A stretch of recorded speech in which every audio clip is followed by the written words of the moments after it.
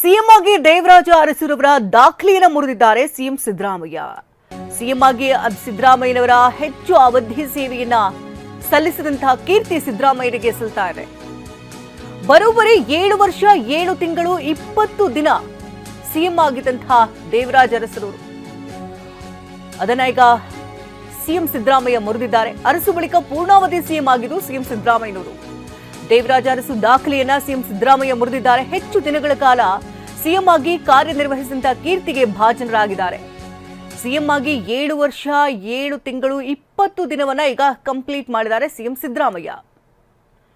7 ವರ್ಷ 7 ತಿಂಗಳು 20 ದಿನಗಳ ಕಾಲ ಸಿಎಂ ಆಗಿದ್ರು ದೇವರಾಜ ಅರಸುರವರು. 1972ರ ಮಾರ್ಚ್ 20ರಿಂದ 77ರ ಡಿಸೆಂಬರ್ 30ರವರೆಗೆ ಸಿಎಂ ಆಗಿದ್ರು ದೇವರಾಜ ಅರಸುರವರು. ಮೊದಲ ಅವಧಿಯಲ್ಲಿಯೇ 5 ವರ್ಷ 9 ತಿಂಗಳು 11 ದಿನ ಸಿಎಂ ಆಗಿದ್ರು ಅರಸರು. ಬಳಿಕ 59 ದಿನಗಳ ಕಾಲ ರಾಷ್ಟ್ರಪತಿಗಳ ಆಳ್ವಿಕೆಯಲ್ಲಿತ್ತು ಕರ್ನಾಟಕ. ಮತ್ತೆ 1978ರ ಫೆಬ್ರವರಿ 28ರಿಂದ 1980ರ ಜನವರಿ 7ರವರೆಗೆ ಸಿಎಂ ಆಗಿದ್ರು ಅರಸು. ಅವರ ಬಳಿಕ ಇದೀಗ ಪೂರ್ಣಾವಧಿ ಸಿಎಂ ಸಿದ್ದರಾಮಯ್ಯ ಆಗಿದ್ದಾರೆ.